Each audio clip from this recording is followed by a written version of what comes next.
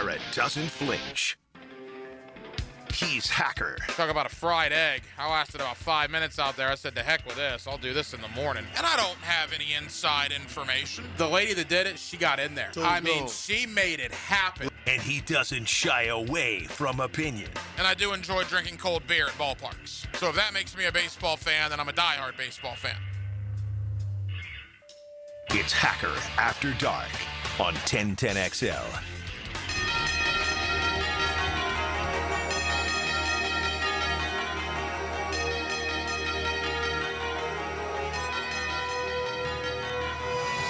And just like that, Week 15 of the National Football League kicks off in a matter of moments. Tonight, the NFC South, the Atlanta Falcons, the Tampa Bay Buccaneers. Tampa Bay getting some guys back, right? Mike Evans back, Bucky Irving back, Jalen McMillan back, Tristan Wirfs back.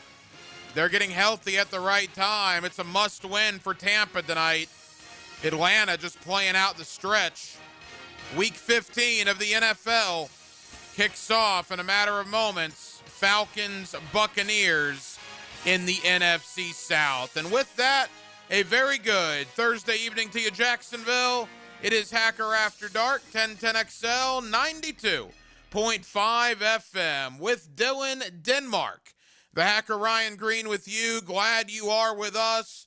A Thursday that does find Week 15 of the NFL getting underway.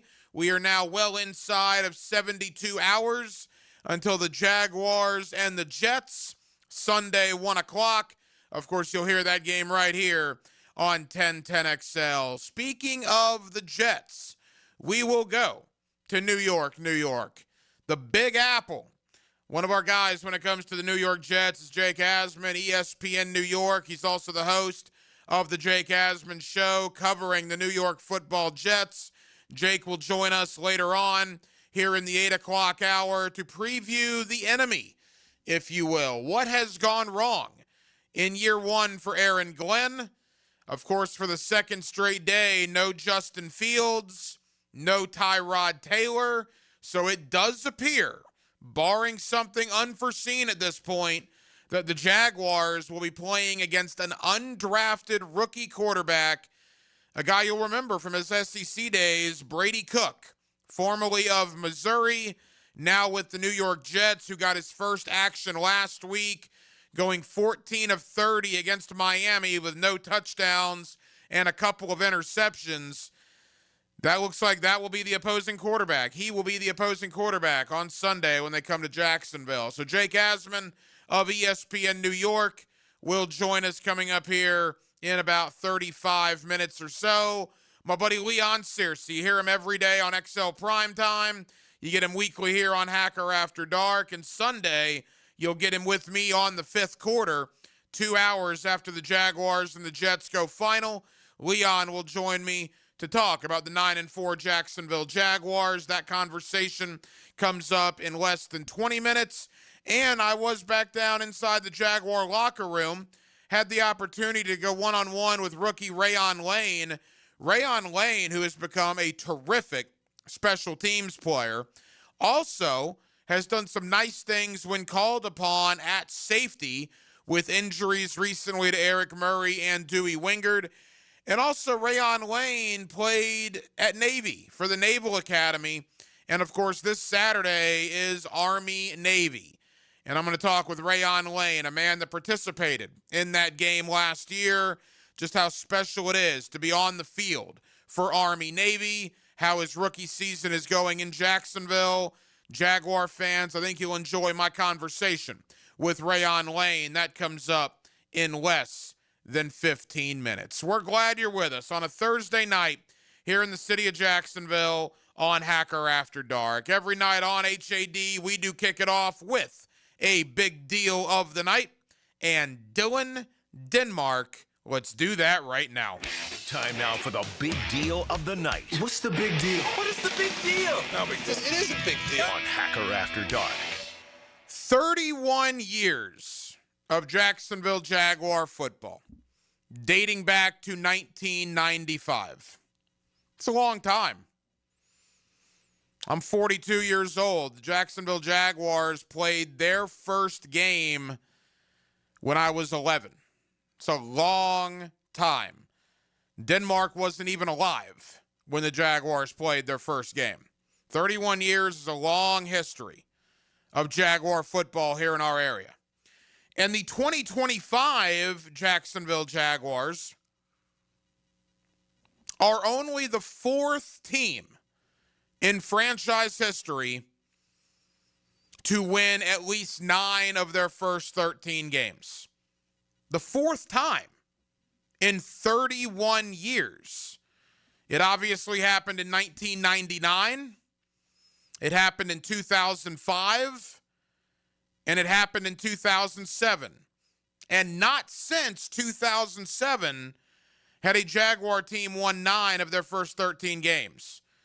Jacksonville has done something this year that this franchise hasn't done in 18 seasons and has only done 4 times in over 3 decades as an NFL organization. It's rarefied air, man. Now, I understand this team has been bad, obviously, for a majority of the 31 years of existence. I get that. But when a team has only done something 4 times in 31 years and you're living through it in the present right now, take time out to smell the roses, man. Take time out to enjoy it. But when I realized that this is only the 4th time that the Jaguar organization has won 9 of their first 13 in their 31-year history, that starts to beg the question a little bit. Where does this team rank in the best Jacksonville Jaguar football teams of all time? Now, I think any Jaguar fan will tell you there are 3 that stick out above all the rest, and those are the 3 that went to the AFC Championship games. 1996, 1999, and 2017. And while I don't think we can compare 2025 to those 3 yet, because we have to let it play out, we can compare 2025 the first 13 weeks of 1999, 2005, and 2007. Now, let's do this as well when dating back to 1996, the first AFC Championship team. They were not good in September, October, and really the first part of November. Remember, that 96 team got red hot at the end of the year. Second year in franchise history, got red hot at the end of the year. I think that 96 team was like 4-7 through 11 games. And then they just caught fire. Obviously, the Morton Anderson miss among that. And they propelled that to go all the way to the AFC Championship game where they ultimately lost to New England. So through 13 weeks, 2025 is considerably better than 1996. 99, that team was awesome. 99, that team was 13-1 through 14 games. Probably the best team in Jaguar history regular season-wise. It will be hard to top 1999. 2005, I think that team in 2005 finished 11-5 on the year. They started with 9 wins in their first 13. They kind of struggled down the stretch a little bit. In fact, 12-4. So they were 12-4 in 2005. That's a good season. 12-4. Can this team surpass that? It could. Absolutely could. 07, they finished 11-5. And that 07 team is the team that beat Pittsburgh in the playoffs. 05 did not win a playoff game. 05, I believe they went to New England, and Willie McGinnis had like 19 sacks in that game and knocked Jacksonville out in Wild Card Weekend. 07 was the David Garrard run, where Jacksonville beat Pittsburgh and then ultimately lost to New England again. New England has caused Jacksonville a lot of pain in the postseason. They've knocked us out in 1996, 2005, 2007, and of course 2017. Maybe, just maybe in 2025, there might be some redemption in order if Jacksonville were to see New England in a month or so.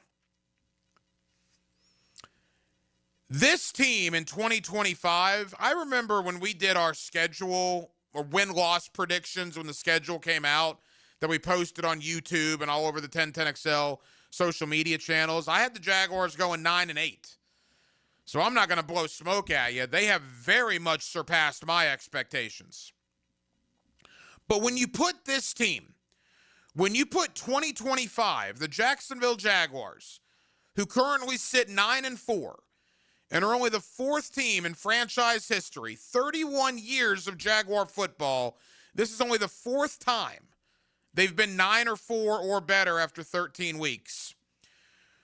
When you start realizing that, I mean, we are literally seeing one of the best teams in franchise history right in front of us. How did that happen? I mean, how did we get here? They were 5-18 before this season. And now all of a sudden, you're talking about one of the four best teams in the history of the franchise through the first 13 weeks of the regular season. Masterful job, player personnel acquisition by James Gladstone. Masterful job coaching them up by Liam Cohen and Anthony Campanile and Grant Udinski and this staff. Masterful job by Tony Boselli, being on both sides of it as the EVP. And a truly masterful job by Shad Khan to, quite frankly, see the error of his ways, get rid of Doug Peterson, ultimately get rid of Trent Baalke, and you see the results. One of the best teams in the history of the Jaguar franchise. Now, to become the best team, they got to get to the Super Bowl. Because I'm not sure if any team will surpass 99 until they make it to the Super Bowl. But the Jaguars have been to 3 AFC championship games. And I would argue with you right now, through 13 weeks, this 2025 team is better than the 1996 team, and they're better than the 2017 team. Now, 96 made it to the AFC title game. 2017 made it to the AFC title game. 2025, to be determined. But all we can go on is what we've seen 13 weeks into the year. And if you really think about it, Jaguar historians, diehard Jaguar fans, I would submit to you that outside of 1999, is this the best opening 13 weeks we've seen in the history of the Jaguar franchise? I think you can absolutely make that argument. 641-1010 on the text line, designed by Lifetime Enclosures. Your thoughts always welcome here on a Thursday night edition of Hacker After Dark. Let's go inside the Jaguar locker room. Rookie safety Rayon Lane has been an unbelievable special teams player, has done really well filling in for injured guys like Eric Murray and Dewey Wingard. We'll talk to Rayon Lane about his rookie season here in Jacksonville. And he's with the Naval Academy. He was on the field last year for Army-Navy. What's that experience like? Of course, Army-Navy takes place this Saturday.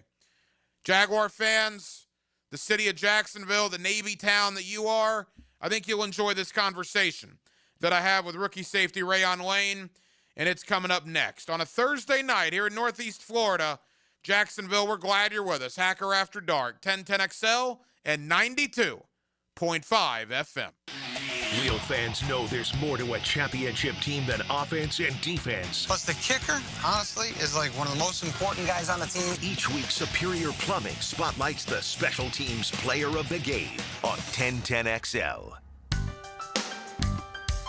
Rick Ballou for Coy Dental. That's right, Carlson Dental is now Coy Dental. Dr. Lee has been practicing there for 9 years, has purchased the company.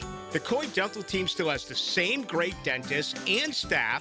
And remember, if you get nervous visiting a dentist, don't. There's never a problem at Coy Dental, with light sedation for cleaning and deep sedation for all your restorative needs. Coy Dental, located in Bartram Park. This Date in Sports History is brought to you by Southeast Orthopedic Specialists. On December 11, 2023, the LA Lakers defeat the Indiana Pacers to win the inaugural NBA Cup trophy. LeBron James was named the NBA in-season tournament MVP. Look around and we know you've got options for gasoline, but those other places, they're not in the business of more. At Shell, that's what you get every day. Members get more rewards, more savings, more special offers. You'll even get 10 cents per gallon off of your first fill when you sign up and save on every fill after that. Choose to get more and more with every drive. Join the Shell Fuel Rewards program today at fuelrewards.com. Offer valid at participating Shell locations. Offer must be redeemed within 60 days of registration. Limit 20 gallons. Restrictions apply. Visit fuelrewards.com for more information. Attention skilled electricians. Are you undervalued at your current company? Time to step up to the bigger projects and better opportunities. Join the team at Miller Electric Company, a trusted name in the industry for over 96 years. At Miller, we tackle the biggest projects in the city, offering not just the job, but an experienced, top-notch pay, unbeatable benefits, and the best working environments in the business. Please join the team that values your skills and rewards your hard work. Elevate your career to new heights. Apply today at millercareers.com, an equal opportunity employer. The holidays are just around the corner, and so is your entire family. Babe, the toilet's growling at me again. Uh-oh, the kitchen sink just turned into Old Faithful.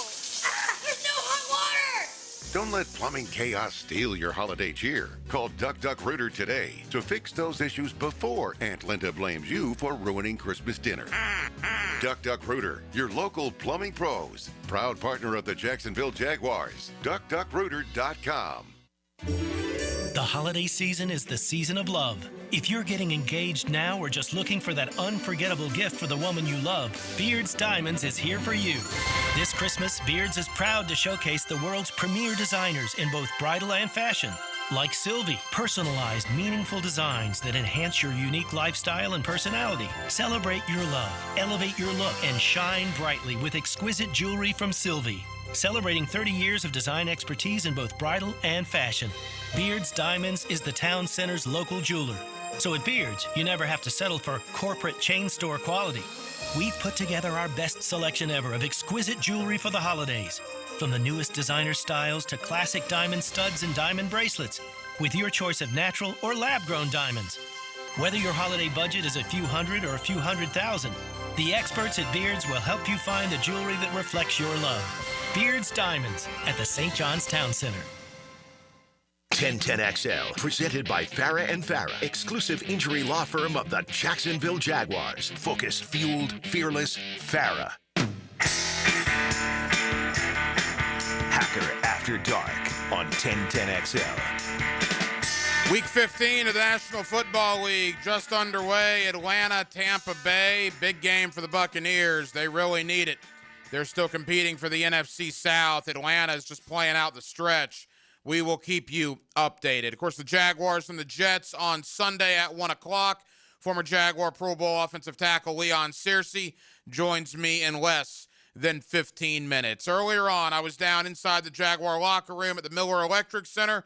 Got to talk with the pride of the Naval Academy and a sixth-round pick here in Jacksonville, rookie safety Rayon Lane, who's made a nice impact his rookie year, certainly on special teams, and doing a pretty good job filling in at safety when need be. When Eric Murray was out, when Dewey Wingard was out. Let's talk to Rayon Lane about his rookie season here in Jacksonville, and let's talk about the Naval Academy. Let's talk about playing in the Army-Navy game.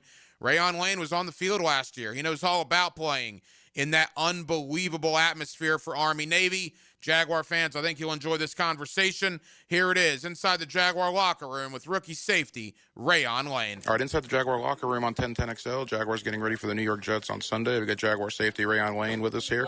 Rayon, how'd the walkthrough go today?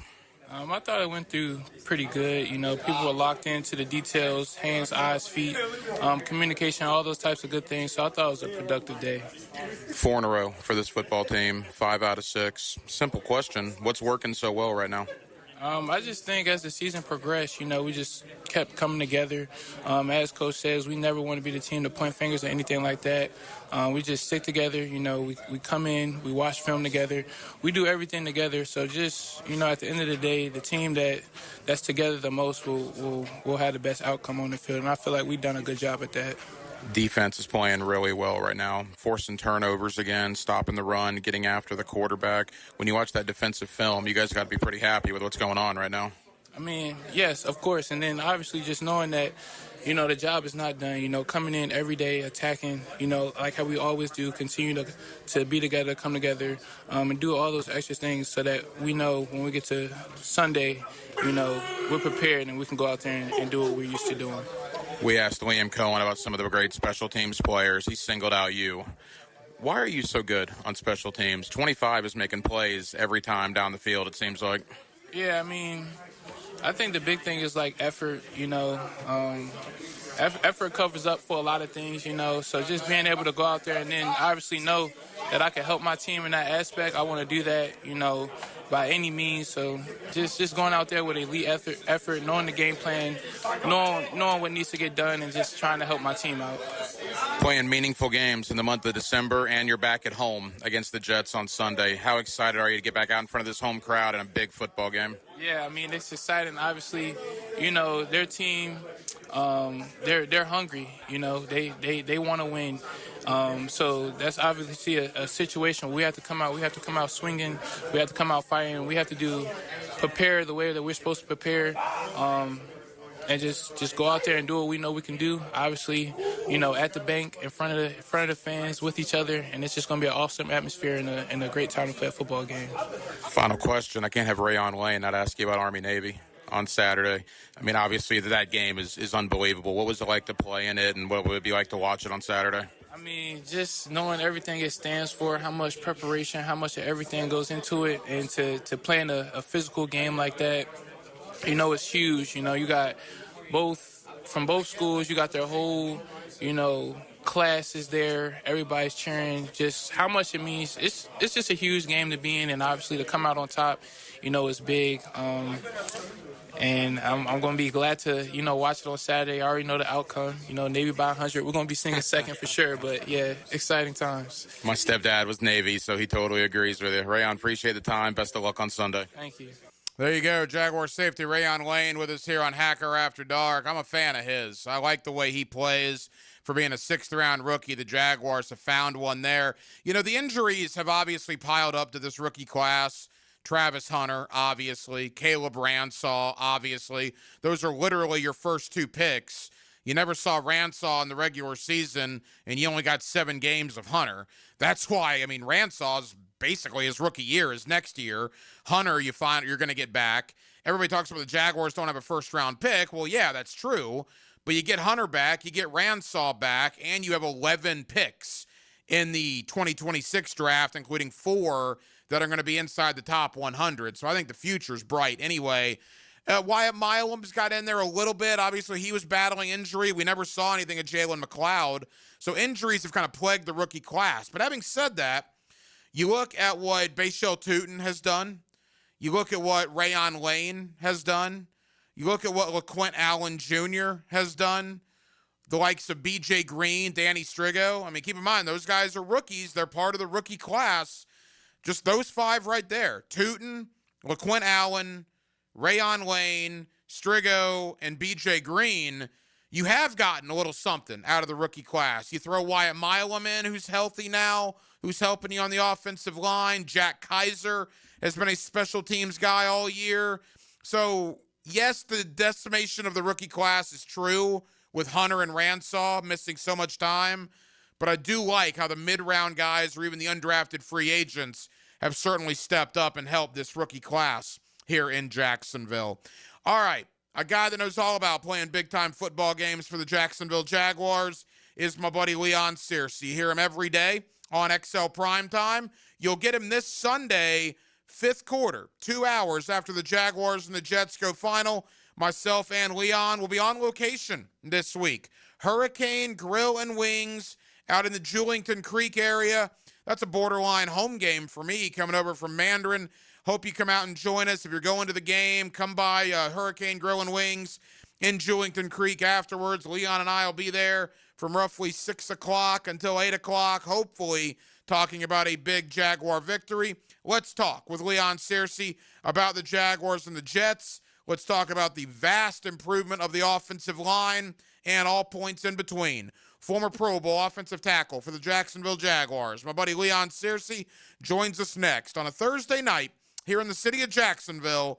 We're glad you're with us. It's Hacker After Dark. Injuries on the playing field can affect a team's place in the standings. It's part of the game, though, rehab. Listen for the Farah and Farah Injury Update. Jacksonville, the official personal injury law firm of the Jacksonville Jaguars on 1010XL. Truth Teller here, and I've solved all of your holiday problems and stress. A gift card from the Blue Crab Crab House. Get this, you buy a $50 gift card, and you get an additional $15 card for free. It's that simple, and as always at the Blue Crab Crab House, the best crabs in Jacksonville, oysters and seafood, period. Blue Crab Crab House, open every day except for Monday off of San Jose on Jewington Creek Road. Been in a car crash? I'm local attorney Rick Alexander, and I've made it our mission at the Alexander Law Practice to listen to you so I can fight for the best possible result for you. I've been practicing over 30 years, and our team focuses on guiding you through the entire process. And because fees and reimbursement costs come out at the end of the case, I will never ask you to come out of pocket. For a free review, call 904-400-6600 or log on to alexanderlawpractice.com, Jacksonville. Bueller, stay cooler with Bueller. Hey, Jason, I'm worried. You? Really? About what? Well, I like to have a little seasonal potluck. Invite some friends and neighbors and guys from the office. But if the food gets spicy and the party gets rocking and that old toilet in the two-piece can't handle the traffic, well, what if my drain backs up right in the middle of everything? Dude, imagine you're wearing my sunglasses. Okay. Shoomp. Whoa. If you're planning to host a holiday party and a blocked household drain line threatens to ruin the whole thing, call us and tell us. The drain clearing experts at Bueller Aaron Plumbing will unclog your drain for free. You do that for free? It's Christmas. Yeah, but for free? The holidays can get pretty hectic. If a clogged drain line threatens to ruin the whole thing, you could miss it. Stay cooler with Bueller. Visit BuellerAir.com. This holiday season, Universal Roof and Contracting is making it easy to check roof repairs off your list. Save up to 20% on roof replacements and repairs now through December 31st. Financing is available with payments as low as $115. Call 855-ROOF-HELP for your free inspection. Universal Roof and Contracting, protecting your home and building your trust. License number CCC 057165, CBC 125-8484. UniversalRoof.com. The best financial move you can make this time of year? How about lowering your mortgage rate to 4.99% fixed APR, the lowest rate in years? How about getting up to $500,000 out of your home equity in the process? You can do it now by calling Loan Pronto. Hey, it's Prosser here, and with Loan Pronto's Rapid Equity Loan, you can get a ton of cash, pay off all those high-interest credit cards, and skip up to 2 house payments. One homeowner just got $300,000 approved in under 24 hours. Wiped out their credit cards and 2 car loans, saved $2,100 a month. So don't wait. No hard credit pull up front, and you probably won't even need an appraisal. Just fast, easy cash from your home's equity. Act now. Call 904-999-1508 or go to loanpronto.com. Start the new year by wiping out your high-interest debt. 904-999-1508. And you can see how much cash you can get today. That's loanpronto.com. Equal housing lender, NMLS 1661781, APR for well-qualified buyers. Visit NMLSconsumeraccess.org. Are you ready? The Jaguars are back at home for the second straight week. Join us at Everbank Stadium Sunday, December 14th, when your Jags take on the New York Jets in our Inspire Change game, celebrating social justice and community impact. Kickoff is at 1 p.m., so bring the energy, bring the noise, and be part of something bigger than the game. Don't wait. Lock in your seats now at jaguars.com/tickets or call 904-633-2000. 1010XL, presented by Farah and Farah, exclusive injury law firm of the Jacksonville Jaguars. Still, present, ready. Farah doesn't flinch. Back here on 1010XL and 92.5 FM in the city of Jacksonville. We are glad you are with us. The Jaguars and the Jets, Sunday, 1 o'clock. Of course, you'll hear it right here on 1010XL. 2 hours after the game goes final, myself and the Pro Bowler, Leon Searcy, will have the 5th quarter for you, live from Hurricane Grill and Wings in the Jewington Creek area. And Leon's always kind enough to join us here on Hacker After Dark. Leon, how you doing, man? What's good, bro? You know, you and I, obviously, and the coach Gerald Ingram last week for the fifth quarter really broke down the game. You've had a couple of days now to think about it. Leon, boy, I got to tell you, man, dominating performance by the Jaguars, and I thought, honestly, Trevor Lawrence's best game of the year. After a couple of days of thinking about it, what are your biggest takeaways? Well, I mean, listen, going into the game, Hack, my concern with this team was, did they know how to play playoff mode football? I think last week when they played against the Titans, they proved that that wasn't going to be a game that they overlooked. Maybe what do they call it? Catch game or whatever it may be. Trap game, yeah, trap game. Yeah, there you go, trap game. So they proved me. They proved me wrong last week. But this week against the Colts, bro, I was thoroughly impressed by the both sides of the ball. I think we dominated the defensive front. We got after them pretty good, caused turnovers, got sacks, strip fumbles. We stopped the run. Jonathan Taylor, who leads the NFL in rushing, we stopped him. We held him in check pretty much. And I think offensively we played well. I mean, we protected the passer. Like you said, Trevor had his best game all season long. I mean, he's got to be a top 10 quarterback the way he's been performing since the bye. He's taking care of the football. He's not throwing that many interceptions. He's using his legs. He's being mobile, his escapability. And I think Travis Etienne played well, too, running the ball. And then, you know, our receivers, you know, they were catching the ball down the middle, deep balls, Trevor connected with the deep balls. I just think it was an overall team effort in the way they dismantled the Colts last week. You know, let's talk about your bread and butter, the offensive line. The Colts did not register a sack, and I don't believe they registered a quarterback hit. That's the second time this year that Trevor Lawrence in the pocket was literally not touched. He also had that against San Francisco. Just speak to the job the offensive line did, including Cole Van Lannon, who was in for the injured Walker Little. Yeah, the offensive line played well, bro. And that front four of the Colts is pretty good. I think the Colts had like 35 sacks going into the game, and they didn't get a sniff last Sunday against the Jaguars. And that's just a testament to the professionalism of the guys up front. You know, this team, you got to give them their flowers when they're due. You know, I'm hard on them when they don't play well, but when they play well, I'm definitely going to give them recognition. I think from the front five played outstanding, especially Van Lannon. You're talking about a guy. You're talking about a Swiss Army knife that can play every position except center. And then he's trustworthy enough where the coaching staff can put him in any place and you don't miss a beat. Now, putting him in that left tackle, I mean, your franchise is on the line when you got him protecting Trevor Lawrence's backside. And they have enough confidence in him. And the confidence has to come, first and foremost, you know, in the meeting rooms, in the weight room, in the practice field, to want to put him out there on Sundays at the crucial moment and crucial time of the game. So, yeah, man, the offensive line, listen, this team right now is playing its best football in December. Hacker, I can't tell you how important that is. I've been on teams that have gone to division rounds, AFC championship games, and Super Bowls. And every team that I went on, we played our best football in December, and this team is playing like that right now. Former Jaguar Pro Bowl offensive tackle Leon Searcy. You hear him every day on XL Primetime, and we're lucky enough to give him weekly right here on Hacker After Dark. Leon, talk about Brian Thomas Jr., man. This is a guy that obviously had struggled, seemingly did not want to go across the middle at the beginning point of the year, had drop issues, had injury issues. It was not going well. He comes out last week in a monsoon, a driving rainstorm, clearly has his best game. 3 grabs, 87 yards. 2 of those grabs were absolute highlight reel grabs.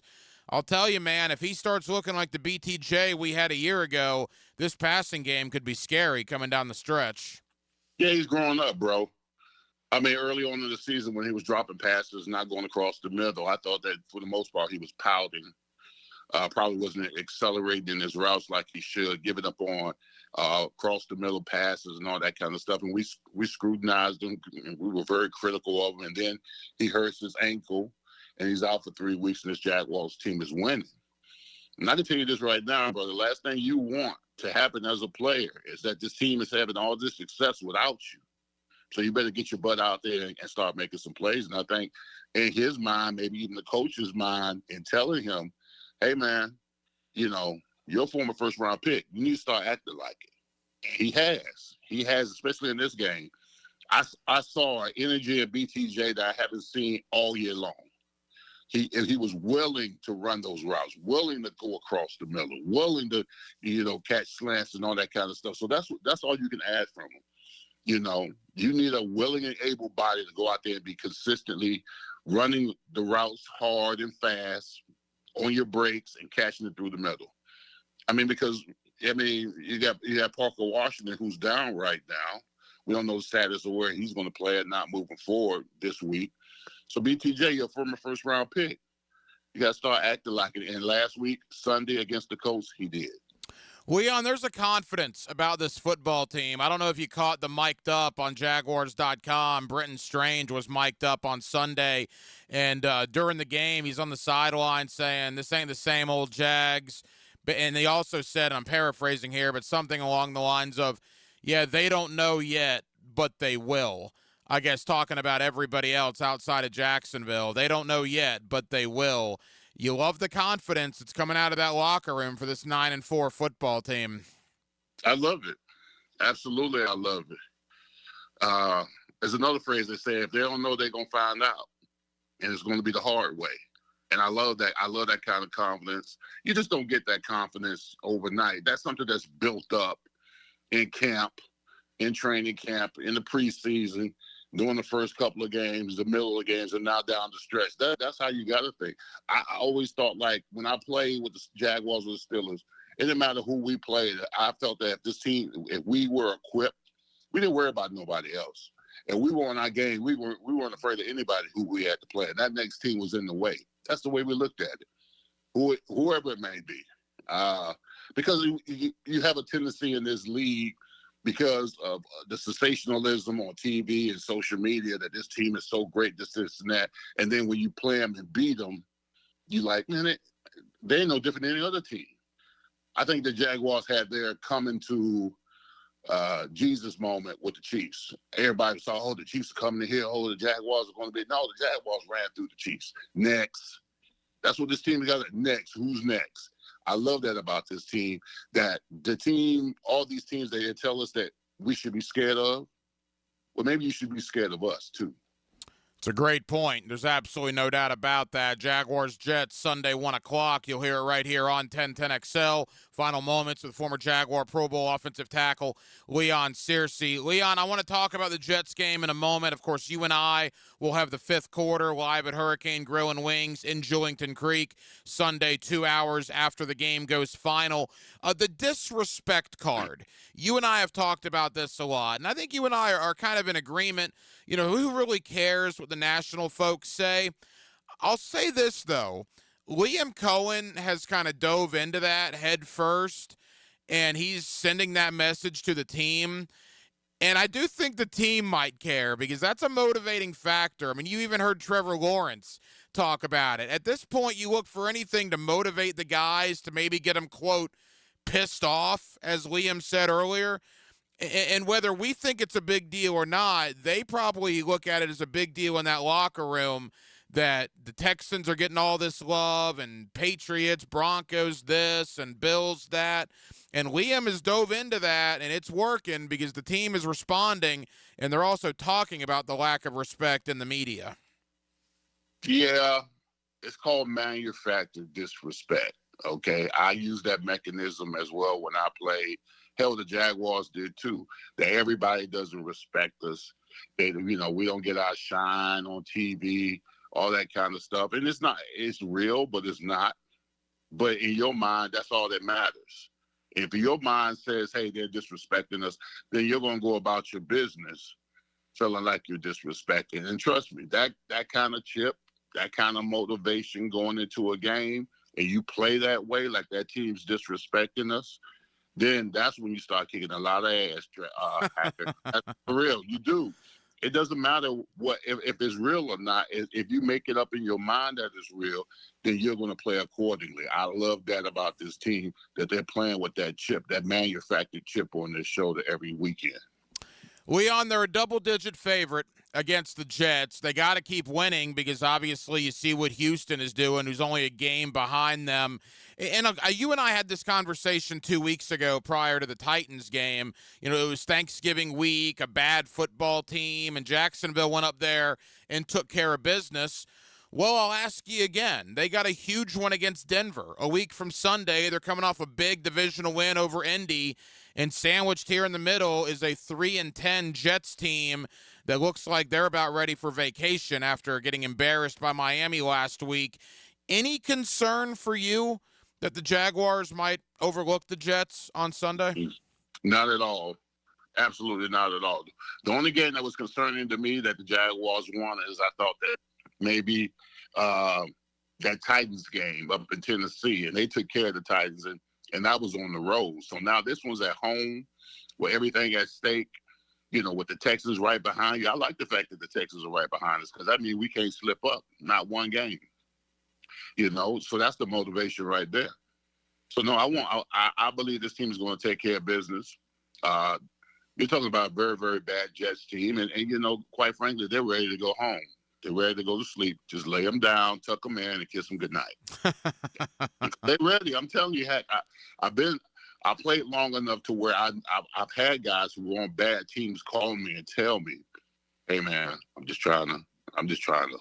I might be out there in body, but in spirit, I'm not. I'm just trying to make it to the off season and spend some time with." And I'm like, "Man, I don't want to hear that, man. I'm in the playoff push, you know." So I'm telling you, I'm not saying the Jets are acting like that, but I'm saying that with my history, even playing in the league, guys on bad teams, they're not trying to do that much. But that's not our fault. We got to take care of business on Sunday. It's a big one for the Jaguars as the Jets come in here Sunday, 1 o'clock. Again, Leon and I, the coach is off this week, but Leon and I will have the fifth quarter for you live from Hurricane Grill and Wings in Julington Creek. Leon, we've got 60 seconds. Leave us with this. Your Hurricanes got in, man. I think the committee certainly did the right thing. Head-to-head games should matter. Miami does get in. What's your thought on Texas A&M in round one of the college football playoff? Well, I'm going to tell you what happened. I text Mario and congratulated him on making a playoffs, and he texted me back and said, "We ain't done nothing yet." Oh, yeah. So that right there lets me know what kind of mode Miami's in. And, you know, everybody else is celebrating, but they're locked in. They're absolutely locked in. When he texted that back to me, I just kind of had a little shiver down my shoulders. Like, he's like, "We ain't done nothing yet, bro." And I was like, "That's what I want to freaking hear," and that's what he that's what he texted me back. So that right there, if they're in that kind of mode, Texas A&M and Miami is going to be a battle to the end. I'm sure of that.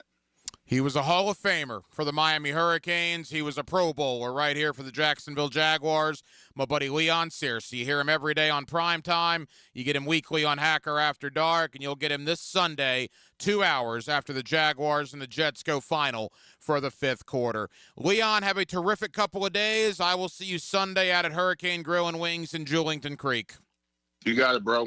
Always appreciate Leon Searcy for joining us here on Hacker After Dark. We're going to go to New York, get the Jets' perspective on this game coming up in just a moment. I will tell you that the Southeastern Conference did announce the football schedules for 2026 earlier this evening.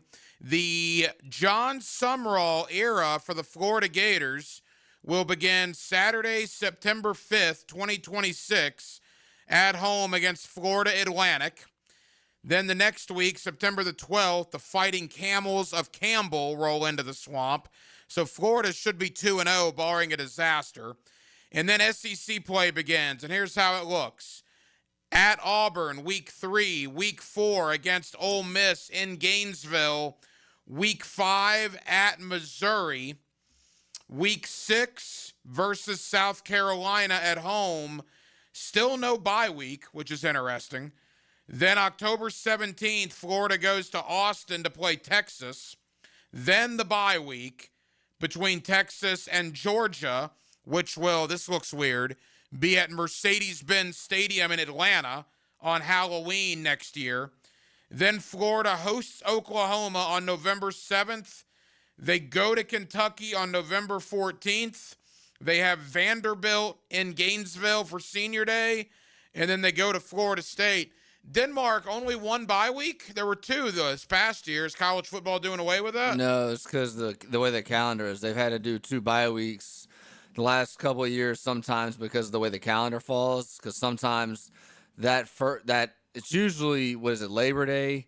That is the first Saturday. Sometimes it's the last weekend of August. Oh, right. Yeah, so it's starting late. Yeah, so the season doesn't start till September 5th instead of late August. That makes sense. All right, so again, real quick, Florida Atlantic, Campbell, at Auburn, home Ole Miss, at Missouri, home South Carolina. The first 6 are not daunting. All right, and then at Texas, Georgia and Atlanta, Oklahoma and Gainesville, then at Kentucky, Vanderbilt without Diego Pavia, and then at Florida State. Certainly on paper, much more manageable in John Summerall's year 1 for the Gators than maybe what they've had in the last couple of years with that schedule that got released earlier tonight for the University of Florida in 2026. I will tell you as well, nearing the end of the first quarter, Tampa Bay, Atlanta. Tampa Bay is on the doorstep of punching it in. A must-win game for the Buccaneers tonight, Thursday Night Football. Scoreless, but the Buccaneers, I believe, have a goal-to-go situation deep in Atlanta territory. We've talked all week about the Jaguar point of view on this game on Sunday. Let's go to the Big Apple. Let's get the New York Jets point of view on this game on Sunday. What has gone wrong for Aaron Glenn in year number 1? And who's the quarterback going to be on Sunday here when the Jets travel to Jacksonville? Jake Asman, ESPN New York. He's also the host of the Jake Asman Show. Let's talk New York Jets, and let's talk their trip to Jacksonville. That's next. Hacker After Dark on a Thursday here on 1010XL and 92.5 FM. Beaver Toyota, Beaver Chevrolet, and Beaver Mitsubishi are on a mission to sell 2,000 vehicles this December. I've instructed my team to take every reasonable offer. We won't lose your business over price. Thousands of cars, trucks, and SUVs priced to move. Get year-end savings, top dollar for your trade, and the easiest car buying experience ever. But hurry, these deals end when we hit 2,000, and we ain't leaving nothing on the table. Make it a December to remember, only at Beaver Toyota, Beaver Chevrolet, and Beaver Mitsubishi. Baloo here for Smoonez Vision. Why Smoonez Vision? Well, I've been with Dr. Neil Smoonez now since I got back to Jacksonville in 2006. 37 years of experience he has. Smoonez Vision is a family organization that focuses on personal high-quality medical and surgical eye care. Dr. Catherine Smoonez is fellowship trained in cornea and cataract surgery and all refractive surgery. Combined, that's 30 years plus in laser eye surgery. Visit SmoonezVision.com today. Here you can see. Look around and we know you've got options for gasoline, but those other places, they're not in the business of more. At Shell, that's what you get every day. Members get more rewards, more savings, more special offers. You'll even get 10 cents per gallon off of your first fill when you sign up and save on every fill after that. Choose to get more and more with every drive. Join the Shell Fuel Rewards program today at fuelrewards.com. Offer valid at participating Shell locations. Offer must be redeemed within 60 days of registration. Limit 20 gallons. Restrictions apply. Visit fuelrewards.com for more information. The holiday season is the season of love. If you're getting engaged now or just looking for that unforgettable gift for the woman you love, Beards Diamonds is here for you. This Christmas, Beards is proud to showcase the world's premier designers in both bridal and fashion. Like Gabriel & Company, luxury jewelry that inspires you. Classic, contemporary, vintage, whatever you desire, Gabriel & Company has bridal and fashion collections made by artisans of love. Choose love, trust, and authenticity. Choose Gabriel & Company. Beards Diamonds is the town center's local jeweler. So at Beards, you never have to settle for corporate chain store quality. We've put together our best selection ever of exquisite jewelry for the holidays. From the newest designer styles to classic diamond studs and diamond bracelets, with your choice of natural or lab-grown diamonds. Whether your holiday budget is a few hundred or a few $100,000, the experts at Beards will help you find the jewelry that reflects your love. Beards Diamonds at the St. John's Town Center. The number 19 Virginia Cavaliers meet the Missouri Tigers in Jacksonville at the 81st TaxSlayer Gator Bowl game, Saturday, December 27th in prime time. Start your game day with the TaxSlayer tailgate party, followed by the official pregame show featuring the Navy Band Southeast. Kickoff at 7:30 on Bill Gay grounds at Everbank Stadium. Don't miss college football pageantry on display at the TaxSlayer Gator Bowl. Game tickets and hospitality packages on sale at TaxSlayerGatorBowl.com. The flagship station of the Jaguars. WJXL AM Jacksonville Beach. WJXL FM Jacksonville Beach. Hey everybody, it's Mike Dempsey, and I only like to recommend the best, which is why I'm proud to say that I chose Pella Windows and Doors for my own home. And now's a great time to upgrade your home with 0% financing for 60 months. That's 5 years of interest-free payments on the best windows and doors in the business. Don't wait. Schedule a free consultation at PellaJacks.com or visit their showroom on Phillips Highway just north of Bay Meadows. For quality you can trust and savings you can't miss, that's Pella Windows and Doors. Hey folks, it's Frank Frangie. Now, I've been telling you about my daughter Amber, and she's been telling you how much weight she's dropped with Awaken 180. It's hard to believe. Even in football season, even when she hangs out with her friends, and even when she tailgates and does all that stuff, she's still losing weight. You can even drink alcohol. Can you believe that? Well, Awaken 180 shows you how to swap calories, not flavor. You have to be disciplined, but they make it easy. Amber and I talk about this all the time. She can't believe how easy it is, and she's so excited about it. But what I will tell you is it's really working. I see how excited she is. I see the look on her face. I see how her self-esteem has changed and her confidence. It's one of the greatest things that's ever happened with my daughter, and it means that much to me. Now, Awaken 180 programs are reimbursable with your HSA or FSA, and those HSA dollars expire December 31st. Don't leave money on the table. Call Awaken 180 today and kickstart your transformation before the new year. Call 844-346-1800. That's 844-346-1800, or go to awaken180weightloss.com. 1010XL, presented by Farah and Farah, exclusive injury law firm of the Jacksonville Jaguars. When it's game time, Farah doesn't flinch. Back here on 1010XL and 92.5 FM in the city of Jacksonville, we are glad you are with us. The Jaguars and the Jets, Sunday, 1 o'clock. Of course, you'll hear the game right here on your home for the Jacksonville Jaguars. 1010XL, the Jaguars 9-4 on the year, first place in the AFC South. But they need to keep winning. Based on the way the Houston Texans look, it is going to be a very interesting final 4 weeks of the NFL regular season. Let's look at this game from the New York Jets perspective as the Jets come in on Sunday. Jake Asman does a terrific job covering the Jets. He is the host of the Jake Asman Show on YouTube. You also can check him out with ESPN New York. And Jake's always kind enough to join us here on 1010XL. Jake, how we doing, man? Ryan, I'm doing great. Appreciate you having me on. Hey, Jake, thank you as always. All right, big picture, 3-10. Obviously not what anybody up in New York wanted with this football team this year. Biggest question, I guess, to start out, Jake, is what has gone wrong with the Jets in 2025? Yeah, I mean, it's how much time we have, right? But I guess the biggest thing has been poor quarterback play, which has been a theme for the Jets during most of this 15-year playoff drought that they've been dealing with. I mean, Justin Fields, they went into the year trying to build around him and give him a chance to, quote the head coach, play quarterback and design an offense for his strengths. And it never really happened, right? They just were never able to get any consistency from him in the passing game. They just were not able to really build on some of the core principles they tried to basically convince the fan base they were going to be able to do. And then you look at the defense, a defense that once upon a time was one of the better defenses in the league. They had 8 of their 11 starters back from last year, and just it seems like most of their defensive players have gotten worse, have not improved with this coaching staff. And then they basically waved the white flag when they started 1-7 and traded away Sauce Gardner and Quinn Williams. So that sent a clear message that it's all about the future, no longer about the 2025 season. So basically, the regression of the defense and poor quarterback play has got to be the biggest reasons why the Jets are 3-10. Jake, the Jaguars interviewed Aaron Glenn in the coaching search before they got Liam Cohen, obviously. I mean, Aaron Glenn, year number 1, I know there's been some interesting press conferences that he's had with some of the media up there in New York. How would you assess year number 1 for him?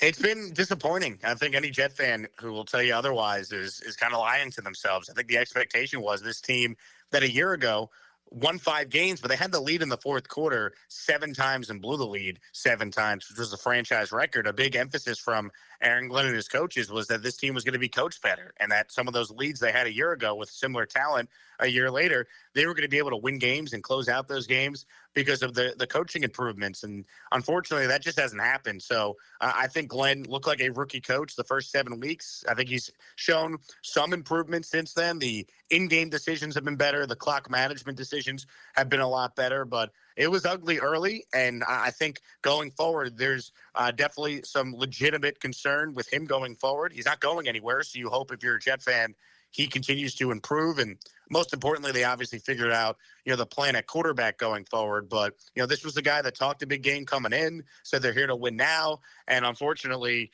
there's been a lot of growing pains. And because of some of those growing pains, it's led to losses and why they're sitting here at 3-10. He is the host of the Jake Asman Show on YouTube. You can also check him out with ESPN New York. Jake Asman with us here on 1010XL in Jacksonville. You look at the trade of Quinnen Williams and Sauce Gardner, Jake. You alluded to it earlier. How was that received in the Jets locker room when it happened? I think the players understood it's a business. I mean, I'm sure there's some guys in there that obviously knew that, hey, this means, we're no longer all in to try and win this year. But, I mean, the writing was on the wall when the team was the last team in the league to get their first win, right? I mean, the Jets, they started 0-7. So when they made the trade deadline moves, they were 1-7. So I don't think it was a huge surprise that they made some trades. As far as how the deal was received, though, amongst the fans, I think it was overwhelmingly positive, right? I mean, you get 2 first-round picks for any non-quarterback. You're obviously going to be turning your head and being like, really? And that's what they were able to do for Sauce Gardner. Plus, they got A.D. Mitchell thrown in that deal, and he's flashed some potential since he's gotten an opportunity to play at the receiver spot for the Jets. And then turning Quinnen Williams into a first and a second from Dallas, I think the return there was a lot more than most were anticipating. So I think the picks, they basically represent hope for the fan base now. You're talking about a team that has 5 first-round picks over the next 2 years. They have the Colts pick this year, which, based on how they're playing, as you guys are well aware in Jacksonville, that first round pick when the Jets made the deal, it was projected to be pick 32 at the time. Right now, it's pick 18, and with the Colts maybe having to go to Phillip Rivers or Riley Leonard, who knows just how high that pick could end up being. So I think the deals at the time were received well by the fans, and I think it's only aged better since then, especially with what's happening with the Indianapolis Colts right now. Jake, you alluded to 0-7, yet they're 3-3 in their last 6. They're playing better, it would appear, and I thought, the Jaguars and the Jets was going to be an interesting matchup. The Jets could play spoiler a little bit. And then I go back to that game that the Jets had on Sunday against Miami, and that looked rough, man. I know there's quarterback issues in New York, but, I mean, that looked like a team that might be ready to go to Cozumel in a couple of weeks. Is that what we might see here down the last month, or was that just a bad day at the office? Yeah, it's interesting you bring that up because if you look at the Jets season and, really ever since they got blown out by the Cowboys, every game they have played since then has been a 1-score game late, whether they won it or lost it. They've been in a lot of tight games. Even the game against the Patriots on Thursday Night Football, Justin Fields was so bad that night, but the rest of the team showed up. Like, they were in the game. They were only down 7 at halftime. It was a game into the third quarter.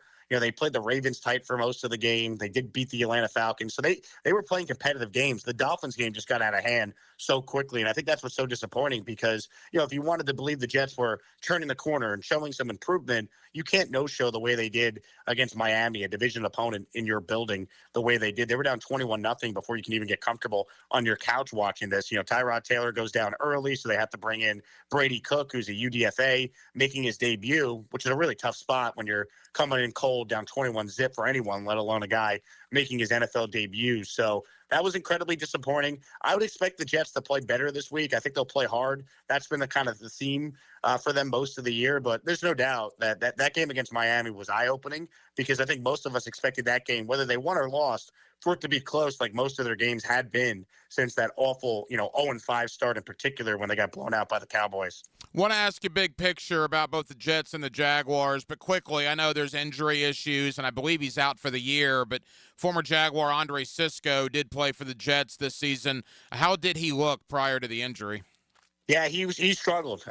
He was a guy that, because of the fact he's originally from the New York area, grew up actually not that far from where I'm from on Long Island. I think there was some optimism with him, but he struggled to kind of get adapted to the new scheme. And then unfortunately he got hurt. So we never really got to see maybe the best of what he potentially could do. I would not expect him to be back with the Jets going forward. I think at the time the thought process was, hey, 1-year deal. He has shown some potential in the league, as you guys are well aware. Maybe he could kind of revitalize himself playing for the hometown team he grew up rooting for. But unfortunately, that never happened, and then he got hurt. So disappointing, but I don't think he's in their future plans going forward. Final moments with Jake Asman. All right, it's still relatively early in the week, but what are we thinking as far as the Jets quarterback situation on Sunday here in Jacksonville? I think it will be Brady Cook again. I mean, Justin Fields is dealing with knee soreness, and look, I guess they could go back to him, but I just don't really see, the point of going back to Fields. I mean, Tyrod Taylor, he left the game with a groin injury. They didn't work out any quarterbacks yesterday, which maybe kind of lends to the fact that they feel good about Fields and Taylor, at least one of them, being available. I would start Brady Cook if I'm the Jets. I don't think you have anything to lose. Full transparency, most Jet fans, I think, are rooting for losses at this point because, the higher the Jets are picking, the less, in theory, they would have to give up in a trade-up for any quarterback, or they could stick and pick and get their guy. So I think most fans are rooting for losses. I know players play, coaches coach to win, so it wouldn't surprise me if, the Jets maybe actually did go back to Justin Fields if they think he gives them the best chance. But I think signs do point to Brady Cook, at least initially, getting a legit opportunity to start this game Sunday. Jake, I'm curious, with you being in the Big Apple, obviously with ESPN New York, covering not only the Jets, but obviously the rest of the National Football League. Look, Jacksonville at 9-4, man, we're on cloud 9 down here based on the way normal Decembers go, at least in the last 15, 20 years, with what Liam Cohen has done in year number 1. What is your thought on Jacksonville? They've impressed me because I look at the quarterback play, and I know Trevor Lawrence has all the hype surrounding him coming out.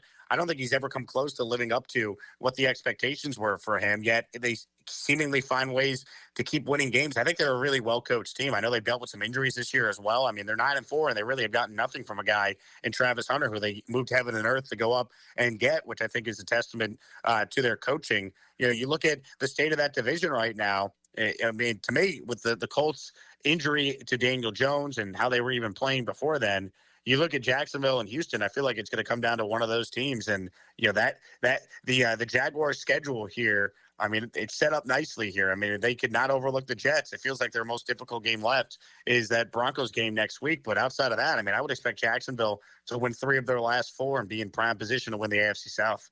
Jake, final thoughts. I mean, it's got to be tough to be a New York football fan. I mean, the Giants, ugh. The Jets, ugh. I mean, what is kind of the thought up there among the football fans in the Big Apple? Yeah, the thought is hopefully you're a Knicks fan. Thank God for the Knicks, which is crazy considering the Knicks for most of my life outside the last couple of years. They've been a mess, but it's been rough for a long time. I mean, the Giant fan is hopeful about Jackson Dart, who's played well despite the fact it hasn't led to a lot of wins. They're going to have a new head coach, and they're hoping, hey, maybe we could be the New England Patriots where you already have the quarterback in place. Now you got to get the right coach because they do have some existing talent on their roster. So that's kind of the Giant fan mentality. And from a Jets standpoint, I mean, the trades of Sauce and Quinnen getting all these draft picks, basically you acquired a lot of hopium. You have 5 first-round picks over the next 2 years. You're going to be in position to get a quarterback in all likelihood. So the hope of the draft and the hope of maybe getting a coaching hire correct is kind of what both fan bases are selling themselves on right now. You mentioned the Knicks. I'm a diehard Orlando Magic fan. Las Vegas on Saturday for the Knicks and the Magic semifinals of the NBA Cup. This will be, the 4th time I think the Knicks and the Magic have already played this year. Obviously, the Magic will be without Franz Wagner. He got hurt at Madison Square Garden last weekend, but that should be a good one between the Magic and the Knicks on Saturday out there in Las Vegas. Yeah, I don't know if Magic fans care about the NBA Cup. I know Knicks fans certainly don't, but it's obviously something the NBA is trying here. The Magic are a fun young team. I know they're dealing with some injuries as well, so are the Knicks. So Let's kind of see how it looks on Saturday when they play. But the Knicks, I mean, anything short of them getting to an NBA Finals this year to go into the conference finals last year would be considered a disappointment. So like that's kind of like the one team that unites all of New York. So everyone's a Knicks fan around here. For every Yankee fan, you have Met fans, Jets fans, you have Giants fans, right? You have 3 hockey teams in the tri-state area. So, the Knicks kind of unite everyone because, with all due respect to the Brooklyn Nets, no one's truly a big fan of theirs. So New York kind of has the Knicks right now because the state of the football teams, as we've talked about, is not very good. Jake, certainly a lot of New York fans in the Northeast Florida area. Tell them about the Jets podcast you do and also where they can find you on ESPN New York. Yeah, every single day on YouTube. I do a show at 10 a.m. I do a show at 4 p.m. covering the Jets and the NFL. Just search Jake Asman on YouTube. And then every Sunday, I host a weekly NFL pregame show focused on the Jets and the Giants, and we hit on all the games as well. It's myself and former Jets GM Mike Tannenbaum, who's always on ESPN. So we're on from 8 to noon every Sunday, and we get you set for all the games that day, including there's absolute barn burner that we're going to get between the Jets and the Jaguars, I'm sure. Jake Asman, ESPN New York, and the host of the Jake Asman Show there on YouTube. Jake, I know you're busy, man. Thank you as always for the time, and we'll talk soon, pal. Anytime, Ryan. Thanks for having me, and certainly enjoy the game Sunday. Hopefully it's not raining like what you guys were dealing with last week. That looked nasty. Ready to take your gift giving to the limit? Hey, I'm Ben Kay, owner of Gotham City Limit, your local comic shop, inviting you to stop by and see how we can help this holiday season. From comics to collectibles, community, and more, visit GothamCityLimit.com and always take it to the limit. If you are an experienced electrician looking for your next big opportunity, look no further than the Miller Electric Company, a trusted name in the industry for over 96 years. At Miller Electric, we tackle the biggest projects in the city, offering you the chance to showcase your skills on a grand scale. We believe in rewarding hard work with the best pay, top-notch benefits, and an unbeatable culture where people actually care about each other. Take your career to new heights with Miller Electric Company. Apply today at millercareers.com. Miller Electric, an equal opportunity employer. If you're looking to deck the halls, Jacksonville Flower Market off Beach and Southside has holiday decor, centerpieces, garlands, and Christmas trees. Make your day merry with 10% off your holiday purchase at Jacksonville Flower Market. Checkmate.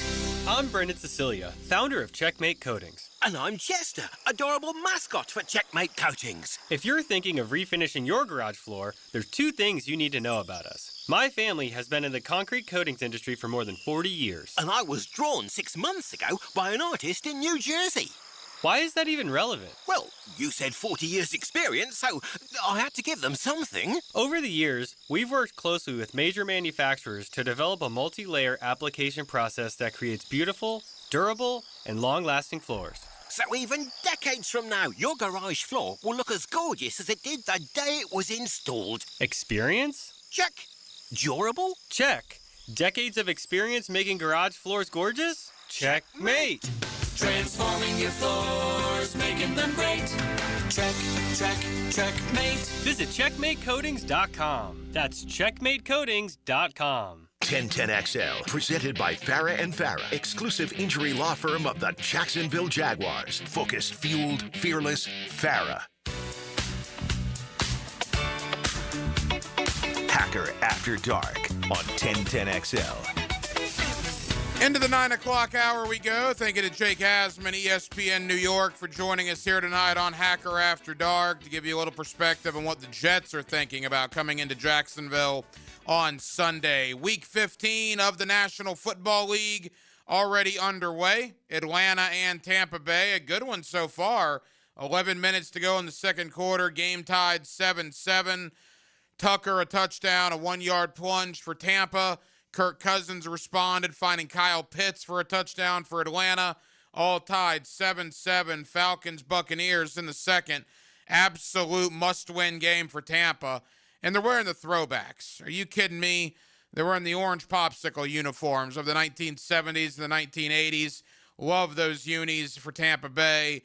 And an absolute huge game for them that they have to have tonight on Thursday Night Football. In the 9 o'clock hour, we will talk more Jaguars, a little AFC South as well.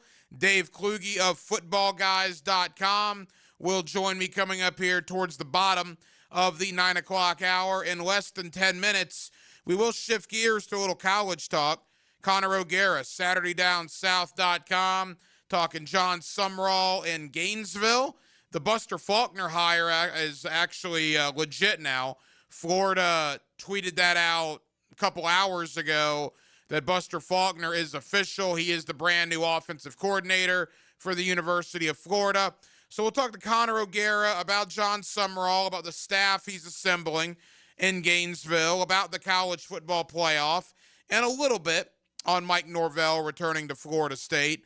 Certainly the big topic in college football the last couple of days, this Sharon Moore story at Michigan, the head coach that got fired for, or with cause for a, I guess Denmark we say alleged, right? Although there's, I mean, I don't know how alleged it is. There seems to be an overwhelming amount of evidence. According to the internet. Yeah, well, yes. They fired him pretty quick, so Michigan must feel pretty good about what they have. An alleged inappropriate relationship yes, with a staffer. But then that doesn't stop there. As apparently Sharon Moore, who was the head coach at Michigan 36 hours ago, the University of Michigan head football coach 36 hours ago, is, to my knowledge, still sitting in a jail cell in the state of Michigan and will be in court tomorrow as he was detained, and it's likely, from what you see, I shouldn't say likely, charges could be coming. And I don't even want to get into all the reports, Denmark, because who really knows what's true.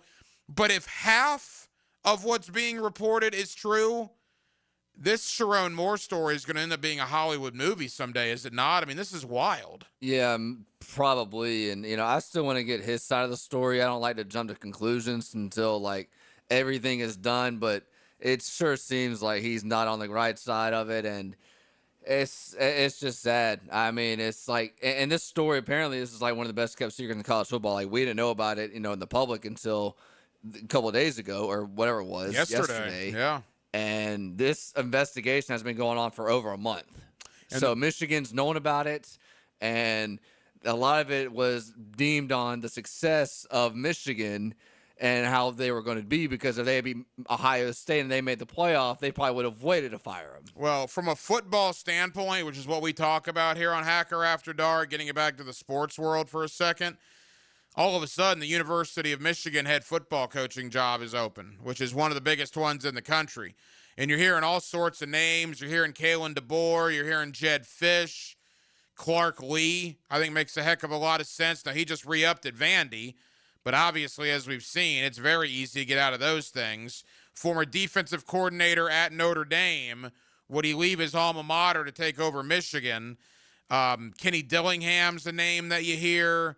But who would have ever in their wildest dreams thought Florida, LSU, Auburn, Penn State, Virginia Tech, Arkansas, and now Michigan will all be open in the same offseason? Wild, wild times in the world of college football. Let's talk about it with Connor O'Gara. SaturdayDownSouth.com is where you find his terrific work, and he joins us next on a Thursday night here in Northeast Florida.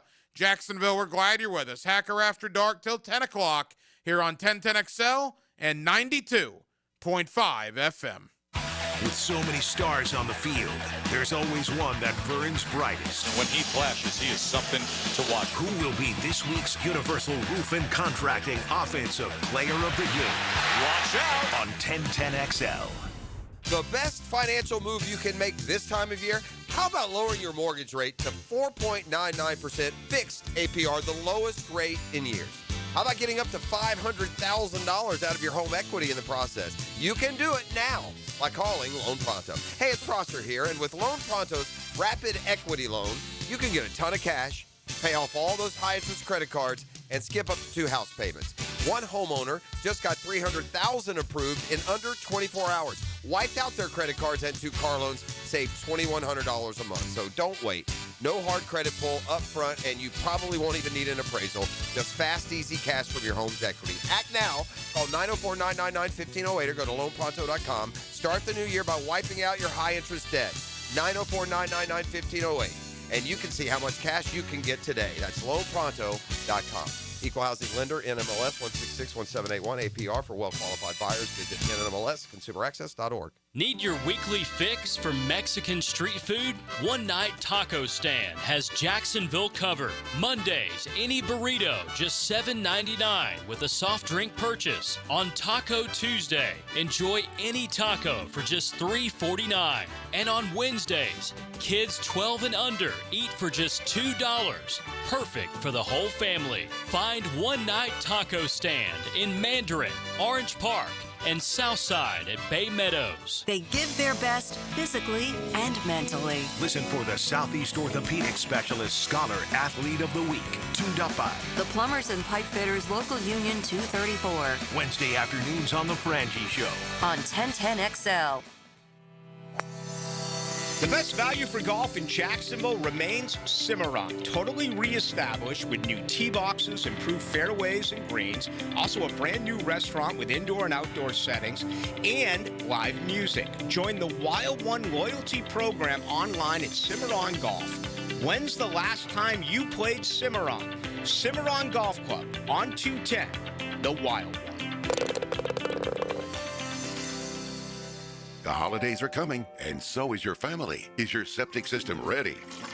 Honey, why is the yard bubbling? Dad, the dog's swimming in the septic tank. That's one way to greet the in-laws. Don't let a septic disaster be the highlight of your holiday dinner. Call Duck Duck Rooter today and get it fixed before Uncle Bob finds out the hard way. Duck Duck Rooter, your local septic experts. Proud partner of the Jacksonville Jaguars. DuckDuckRooter.com. Your home deserves more than just another coat of paint. It deserves quality that lasts. At First Coast Paint, you'll find premium Benjamin Moore products, trusted advice, and the local experts who help you get it right the first time. Whether it's your living room, your porch, or your whole house, First Coast Paint brings your paint project to life. Stores in St. John's and St. Augustine. One name Jacksonville trusts. Mention 1010XL for 10% off. First Coast Paint. Simply superior paint. Guys, thanks for helping me carry my Christmas tree. Zoe, this thing weighs a ton. Drewski, lift with your legs, man. Santa! Did you get my letter? He's talking to you, Bridges. I'm not that. Of course he did. Right, Santa? You know, my elf Drewski here, he handles the nice list. An elf? I'm 6'3". What everyone wants is iPhone 17. And at T-Mobile, you can get it on them. That center stage front camera is amazing for group selfies. Right, Mrs. Claus? I'm Mrs. Claus's much younger sister. And at T-Mobile, there's no trade-in needed when you switch. So you can keep your old phone. Or give it as a gift. And the best part, you can make the switch to T-Mobile from your phone in just 15 minutes. Guys, my side of the tree is slipping. Timber! The holidays are better at T-Mobile. Switch in just 15 minutes and get iPhone 17 on us with no trade-in needed.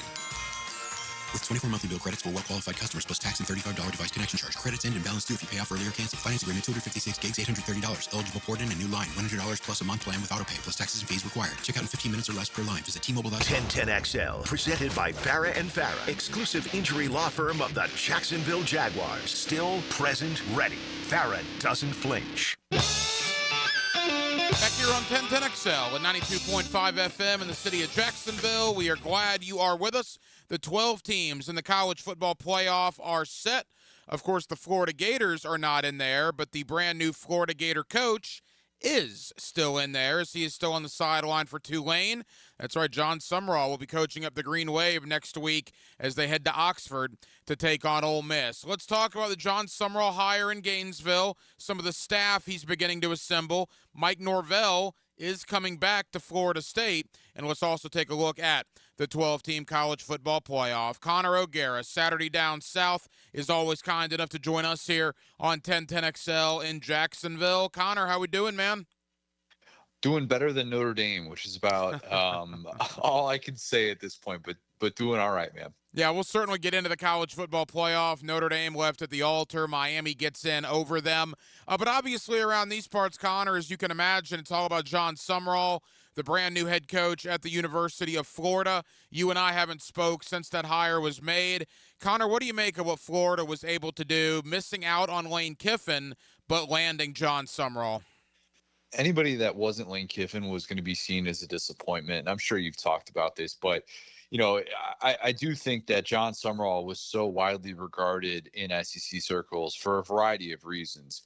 it just seems like he is someone that knows how to coach up a defense. If you actually look at their numbers in conference play, what he's done in these 4 seasons of having nothing but conference championship type seasons as a 2 group of 5 jobs he's been at, you just feel like this is a guy who's going to set you up for success on that side of the ball. And, the irony in this hire, of course, is that he's also a group of 5 coach from Louisiana, and a certain Billy Napier was just that. That's kind of where their similarities stop. I think that seeing John Summerall at that opening press conference where he's talked about, like, I don't hire my friends. Like, I've upset a lot of friends because that's not really what I'm here to do. And I think that he's kind of already won over a lot of Florida fans. They've seen these hires, getting Buster Faulkner in there, getting Brad White in there, getting assistants that are, pretty much household names already in the sport. It's just not typically the path that Florida's gone. And I'm not saying that his bar is to live up to this guy, but his background is a lot closer to Urban Meyer than people probably realize. Now he's a defensive-minded coach, so it's different there. But I just think that John Summerall is someone that Florida fans could feel really good about moving forward. And if he gets that alignment that he's going to need in year 1, this is someone who could all of a sudden very quickly rise the ranks and become one of the best coaches in the SEC. Connor, I completely agree with you. And look, I don't necessarily know if John Summerall is going to be able to coach his way out of a brown paper bag in Gainesville. But what I do know is that he won that press conference. He said everything Florida fans wanted to hear, took even a little jab in fun at Lane Kiffin at the very beginning. And I love the quote that he had, "Winners win, I'm a winner, we are going to win." I mean, certainly he is not lacking in confidence. No, he's really not. And it comes across in a different sort of way. I think that, if you just watch him within a game, like you watch that Tulane, the conference championship game that they just played in the American, and he's losing his mind on the sideline for his team. And he's got 2 get back coaches. This is someone who has already gotten the destination job. He is, whether his team was able to clinch a spot in the college football playoff or not that night or what, like he was still going to get the Florida job and still very much talked about as the next one of these next up and coming coaches. And his life is seemingly pretty good. And he looks like a guy who cared a ton. And that's what Florida is going to need. They're going to need somebody that can do this rebuild, because that's really what I think this situation is going to be. I think that Florida has a lot of key pieces that are going to be obviously important for John Summerall to retain. But man, I just think that the way that he's wired is going to really resonate with this fan base. And you already saw that in those moments at that opening press conference. You mentioned Brad White, the defensive coordinator, a Kentucky background under Mark Stoops' staff there for, I believe, 6 years. All the reports are Buster Faulkner from Georgia Tech. I don't believe the university has made that official yet, but that's what all the reports are saying. I remember when I wanted Brent Key at the beginning of this process, I was talking to people in Atlanta, and they said, yeah, if you get Brent Key, that's fine. Just make sure he brings Buster Faulkner with him. If indeed it is Buster Faulkner on John Summerall's staff as the OC, that appears to be a very, very good hire, correct? Yeah, it would be, because I heard the exact same thing of, look, Brent Key's great, but he still needs kind of the scheme guy. He still needs someone that understands how to be able to run an offense and have personnel that kind of fits what they're trying to do. And it'll be really interesting to see how, if indeed this is the case, and we believe Buster Faulkner is coming to Florida, then what's it going to look like with the quarterback situation? What does that mean for DJ Lagway's future? We saw the best version of Haynes King in that offense. And Haynes King was someone that anybody in college football could watch for and root, and also know what he wanted to do. And he still, more times than not, was able to do it.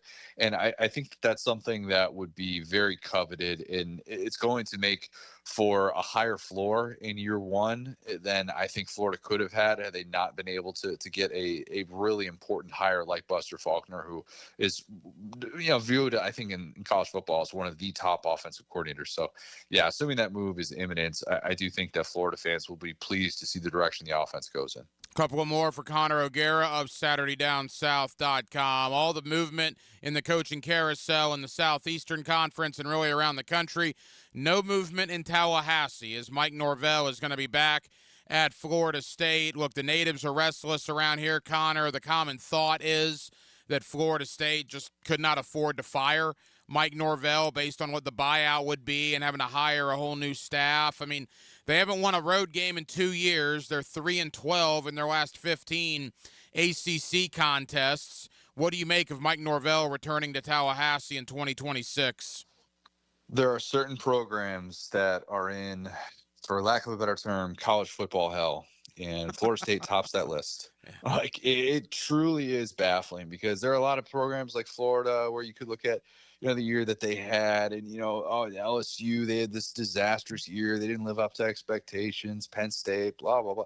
These programs all got to move on. They all got to turn the page and say, well, at least we can come back next fall knowing that there's going to be a new sense of urgency, and at least we're going in a different direction. It's not necessarily a guarantee you're going in the right direction, but at least the direction's different. There's nothing that's going to be different about this. And that's the troubling thing, is that you now have this sample size wherein the majority of Mike Norvell's tenure has been disappointment. And with the exception of that really unique group of transfers that he hit on, which he absolutely deserves credit for, because if he didn't do that, he'd be out of a job. Lord knows that. But the majority of his time in Tallahassee has been whiffing. And it's been whiffing on personnel, and it's been whiffing on developing an offense, and it's been whiffing on game management more so than anything else. Like, they were top 30 in the country in like total offense and total defense and a lot of key metrics, but they were terrible on special teams. They were always going to find a way to lose a close game. And reality is that you're going to have to be able to not be a total disaster in those types of moments if you're going to be competitive at all. And that's why Florida State is just not competitive. And the margin for error is obviously not that great. And I don't expect anything to change. And I think Florida State is just in a state of college football hell that very few fan bases can relate to. Well, and I got a lot of Florida State buddies, and their concern is, all right, I mean, you keep Mike Norvell, that's fine, whatever. If we're in the same boat next year, you're going to owe him still about $50 million. What really changes? Are they going to be able to afford him after next season to fire him? Yeah, exactly. And what are they hoping for? Are they hoping that this turns into a situation where like he resigns or something? Like, that's not going to happen. Why would he walk away from, $50 million if it's, like the situation that we saw play out at Kentucky is a good example of this. Kentucky had the longest tenured coach in the SEC. Mark Stoops was the all-time wins leader in program history, past Bear Bryant.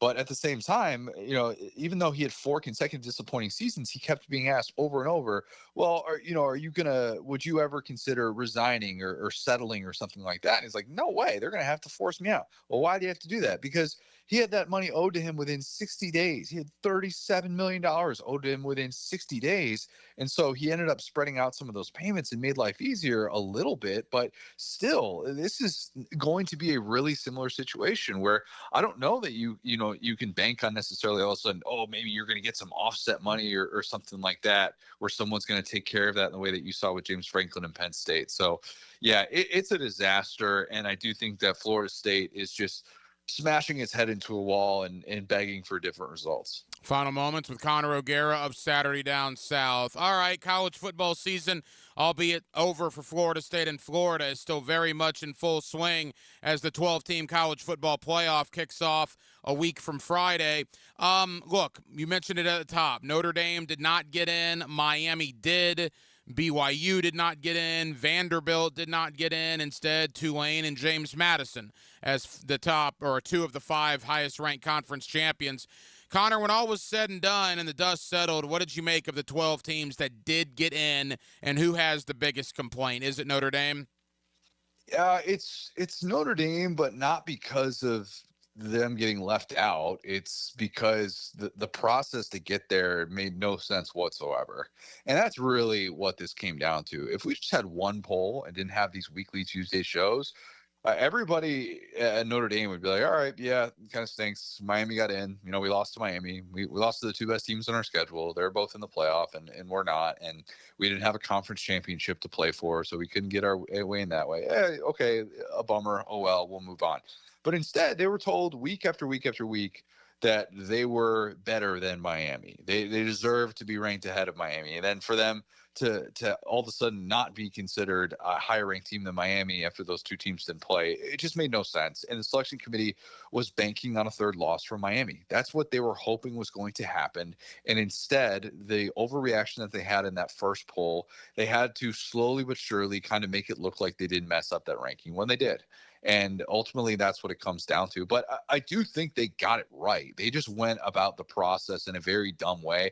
I thought it was at least noteworthy that Alabama stayed at 9 instead of moving to 10. I thought they very easily could have moved Alabama to 10. And I understand you don't want to de-incentivize conference championship games, but my goodness gracious, I was there in Atlanta. It was a disaster watching Alabama attempt to do anything on offense. And I thought, you could have very easily just moved Alabama back, but then they wanted to keep Miami and Notre Dame next to each other so that they can make that decision ultimately favor Miami. So, yeah, I mean, I think the right teams got in. We're going to have lopsided first-round matchups. People need to brace for that. It's always going to happen in this iteration of the college football playoff because there's so much separation among the haves and have-nots. But, I'm here for it, and I do think we ultimately got the most deserving teams into this field. Connor, final question. We'll hopefully have you back on around the national championship game. But as it stands right now, with the 12 teams remaining, who do you like? Or which two teams do you like to get to that ultimate national championship contest?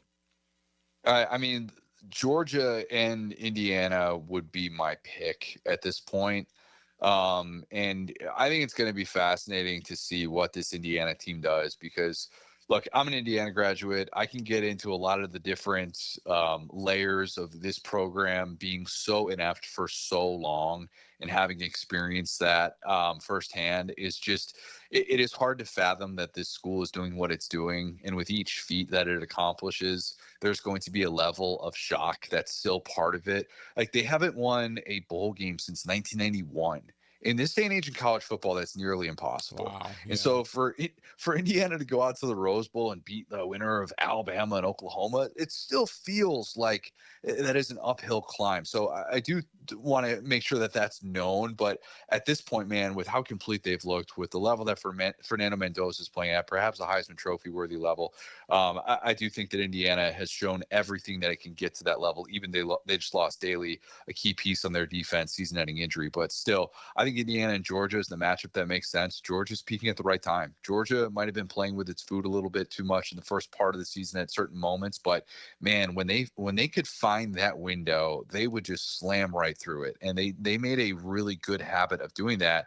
And I think they were better in those key spots than Ohio State. And we saw in the Big Ten Championship, where you get Ohio State in some of those tense moments late, and all of a sudden they panic. They haven't been there. They just hadn't. So I think that Georgia is showing you they are a more complete team. They're going to be a brutal team to have to face in a 60-minute stretch. I would favor Georgia to win the national championship over Indiana, but yeah, who knows? It does kind of feel like the field is all over the place this year. Absolutely crazy to think that Curt Cignetti is 23-2 at Indiana over the last 2 years. They are the number 1 seed. It should be a heck of a lot of fun when the college football playoff kicks off 1 week from Friday. Connor O'Gara, Saturday Down South. Connor, tell the good folks here in Jacksonville, man, about Saturday Down South and the coverage you guys will have as the playoff kicks off. Yeah, appreciate that, man. We're going to have a lot of stuff related to the playoff, related to the transfer portal. We've got, new coaches galore in the SEC that we're writing a ton of stuff about. We've got very key transfer portal retention decisions that are going to be made in the very near future. It's a busy month in college football. Oh, by the way, the Heisman Trophy ceremony this Saturday. We've got a lot of Diego Pavia content that's coming out about that as well. So, yeah, I always tell people you don't want to be working. Just go to SaturdayDownSouth.com, spend an afternoon just clicking around on different stories, and I promise it'll be time well spent. Connor, I know you're busy. Thank you as always for the time, and we'll talk soon, pal. Thanks, man. Appreciate it. Every game is a story. And the game is tied. Every play is a moment waiting to happen. We're going to overtime. Your home for the most play-by-play is 1010XL. Rick Ballou for Coy Dental. That's right, Carlson Dental is now Coy Dental. Dr. Lee has been practicing there for 9 years, has purchased the company. The Coy Dental team still has the same great dentists and staff.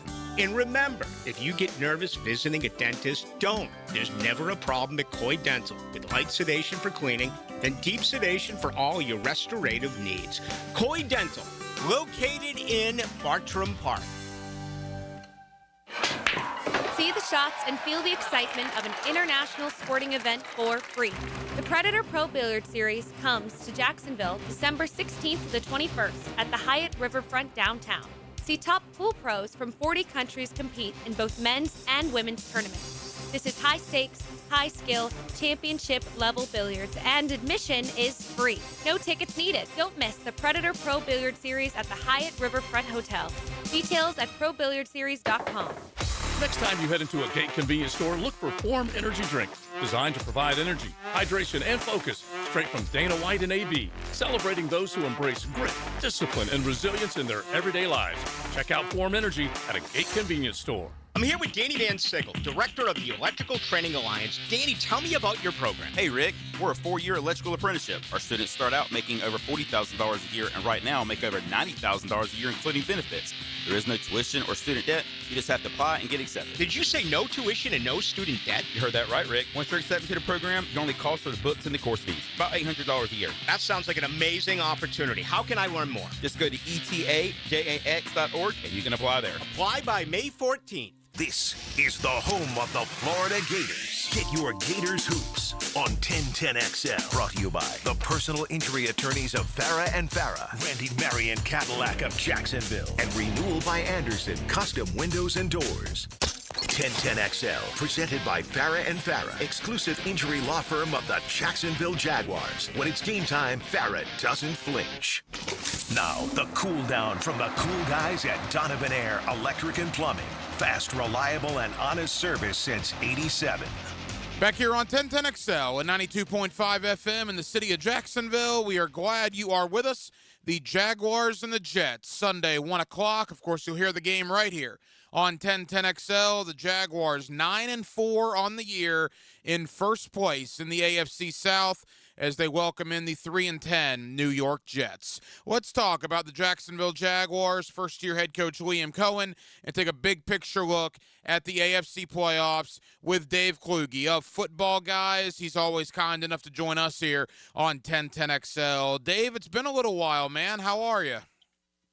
I'm doing great. You know, we got a fantasy football playoffs starting just this upcoming weekend here. So looking at all my teams that have advanced into the playoffs, having myself a fun Tuesday.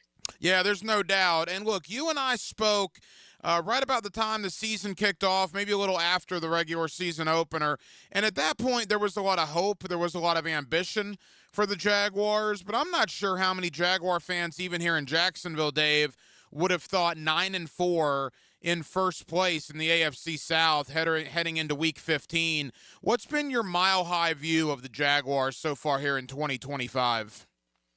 Well, you know, from my outlook, it's really been a tale of two seasons where the defense was creating turnovers and keeping them in games early while the offense was kind of finding its footing. And we know that there were significant investments made in the offense, not just bringing in James Gladstone and Liam Cohen, but also Travis Hunter, and then with the trade deadline move to bring in Jacoby Myers. They wanted to make this an offensive team, but I think it just took them some time for everything to kind of fall into place. But what we've seen now is about Week 5 that Trevor Lawrence had his first big game, and since then it's just been steadily rolling. We're starting to see fewer drops. We're seeing the receivers get open in the scheme like they should be. So, well, I think the defense did what they could to kind of keep them alive in the early part of the season. Now we're seeing the offense start to catch up to the defense, and which is turning out to be a very balanced on-field product.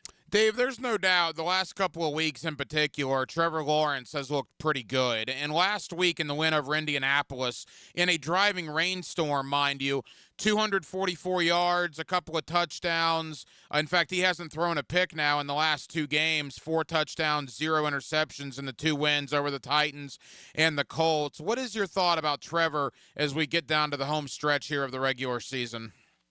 You know, it's just been tough for him throughout his career, having to consistently learn new offenses, bringing in new coaches, new offensive coordinators.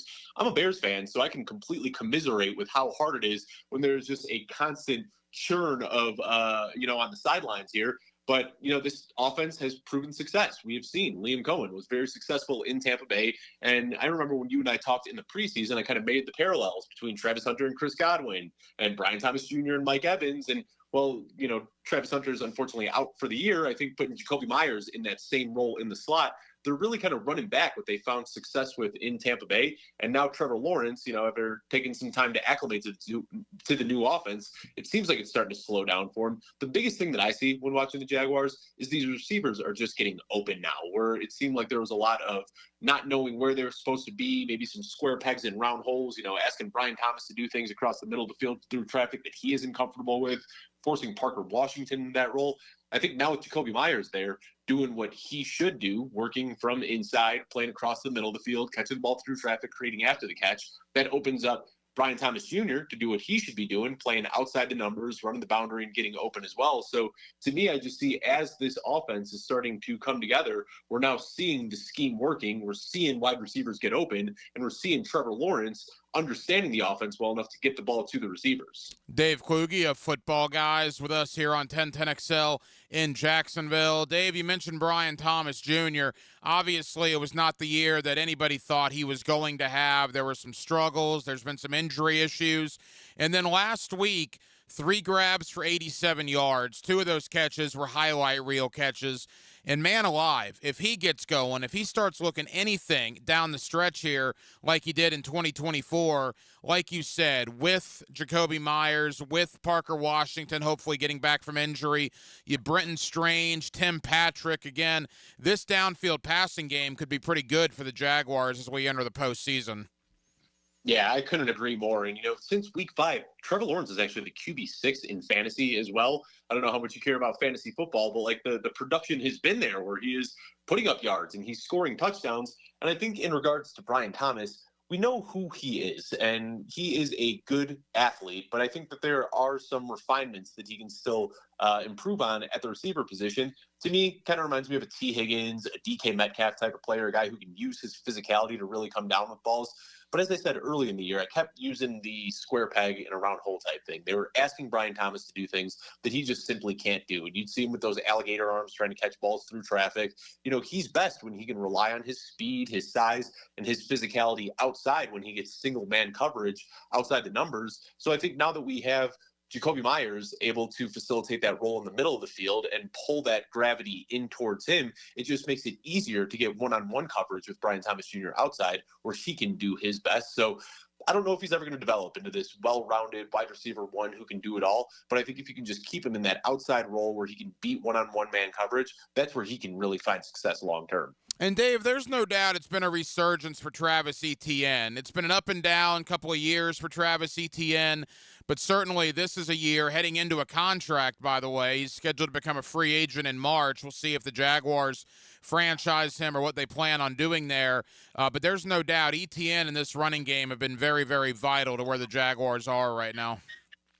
Yeah, the running back market as a whole is really interesting to talk about because not only is Etienne hitting free agency, but also Kenneth Walker and Breece Hall. So we've got some young, talented running backs hitting the market. We also saw this huge influx of very talented running backs coming in through the draft with Jacksonville. Got 2 of them in Bashaw Tutin and LaQuint Allen. So I think right now, Travis Etienne is playing like the best of the bunch. And I expect them to continue leaning on him down the stretch, especially with that costly fumble from Bashaw Tutin last week. I think they want to trust Etienne. They want to lean on him when they can.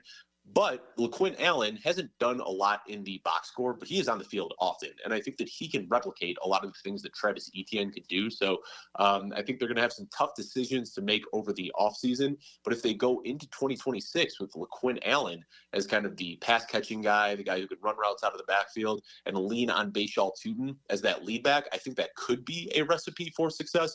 But again, there's so many running backs this offseason, they're going to hit the free agent market, that it's really tough to guess who's going to land where.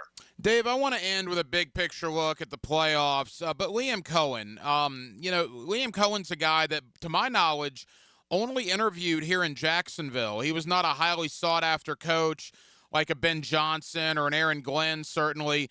And good grief, man. I mean, the Jaguars were 5-18 in the previous 23 games before Cohen's arrival. He's got them 9-4 and right in the thick of the playoff hunt and leading the AFC South. What is your thought, Dave, on Liam Cohen so far this year? I think Liam Cohen is a big part of it. As I talked about, just the scheme, getting wide receivers open is something that I haven't seen much of in Jacksonville. I remember seeing receivers running into each other, breaking on their routes at the same exact spot. So I think just having a scheme that works is big, but I also think that James Gladstone, what he has done can't be understated as well. It's very unfortunate that Travis Hunter isn't going to be able to play again this year, but I think he hit that out of the park. I think the running backs that he drafted have been great as well. The move for Jacoby Myers was much needed and injected a ton of optimism into this offense. So I think Liam Cohen deserves a lot of the credit for coaching this team well. I really think that it's the symbiotic relationship between the front office and the sidelines between Liam Cohen and James Gladstone that really has this offense and just this team as a whole purring right now. Wrapping things up with Dave Kluge of Football Guys. Dave, you look at the AFC South. Jacksonville 9-4, Indianapolis 8-5, and we'll see what happens with Phillip Rivers, which is a crazy story. And then Houston, obviously 8-5 as well. What do you make of the division, and who do you think ultimately comes out on top? I think we're probably going to see the Jaguars come out on top just because they've got it all right now on both sides of the ball. Houston, they are winning games with their defense, but that offense is still so inconsistent. We see some weeks where C.J. Stroud looks like rookie season C.J. Stroud, and then other weeks he looks like he's just completely underwater. So I think right now with a very short sample left of regular season play, I think the Jaguars are the hot team right now. They can keep it rolling, but it wouldn't surprise me if Houston can still sneak in as a wild card. And then finally, Dave, I want to talk about Football Guys here at the end, but the AFC as a whole looks to be wide open. I mean, right now, if the playoffs started, obviously no Joe Burrow, no Lamar Jackson, no Patrick Mahomes, absolutely wild. Who is the best team in the AFC right now? That's a tough question because, like you said, it is razor thin. I think the Patriots right now have a good thing going. Seeing that big year 2 breakout from Drake May, I've always been a big fan of Mike Vrabel. I thought it was kind of foolish that the Titans let him go the way that they did. They've also got a playmaking secondary on defense where they are generating interceptions. They've got special teams going as well. That run game is starting to come together as TreVeyon Henderson gets a little bit more involved. So, I know I'm on a Jacksonville show, and I think that the Jaguars have a lot of good things going for them, but I do think that the Patriots are the team to beat in the AFC. Quickly, Rams, Seahawks in the NFC. Is it as simple as that? That's another tough one, too, because I think the NFC North teams are all a little bit better than the records would lead you to believe because they're forced to play against each other this year. So I think the Rams, Seahawks are obviously, the two top teams right now, but I think the Packers and the Bears are right there behind them. I think the Eagles are right there as well. I think that there is a much bigger cluster atop the NFC than the AFC, which seems a little bit clearer to me. Dave, tell the good folks here in Jacksonville, Football Guys and the coverage you guys will have, certainly in the fantasy world, as the fantasy playoffs approach. Yes, absolutely. And we're also doing some fun things with college bowl season coming up here that you can check out.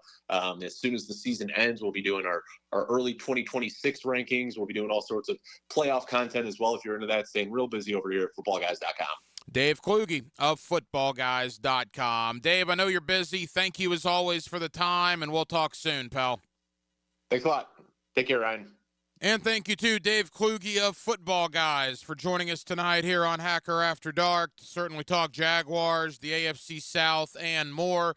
Jaguars and the Jets, Sunday, 1 o'clock. You'll hear it right here on 1010XL. Of course, we'll have the fifth quarter 2 hours after that game goes final on Sunday evening, live out at Hurricane Grill and Wings in Julington Creek. Even though the Jets are 3-10 and obviously limping to the finish line of the NFL season, this is a huge game for the Jaguars. They need to keep winning. They need to stock these wins and get the best seed they can for the NFL playoffs. So a big game at Everbank Stadium on Sunday, and that's where we spent a majority of our time tonight, as you can imagine. It was interesting to get the Jets' perspective from Jake Asman up in New York, ESPN New York, about what's going on up there. And look, the Jets are a team with a first-year head coach, just like Jacksonville. It has not gone well up there, but they would love nothing more than to come down here and really put a damper on the Jaguar season, which is what it would be if they were to come in and pull off what would be a big upset on Sunday here in Jacksonville. So that will just about do it, man. Very, very busy Thursday night edition of Hacker After Dark. We certainly appreciate you guys hanging out with us here on 1010XL and on 92.5 FM. And we have a ton of people to thank. Again, Dave Kluge of Football Guys. Always enjoy talking ball with Dave. Thank you to Connor O'Gara, Saturday Down South, talking about John Summerall and Florida. talking about Mike Norvell remaining at Florida State, a little college football playoff talk as well. Certainly appreciate Connor's time tonight. As I mentioned, Jake Asman, ESPN New York, and the host of the Jake Asman Show for talking about the Jets' perspective on this game coming up on Sunday. And back in hour number one, my buddy Leon Searcy, former Pro Bowl offensive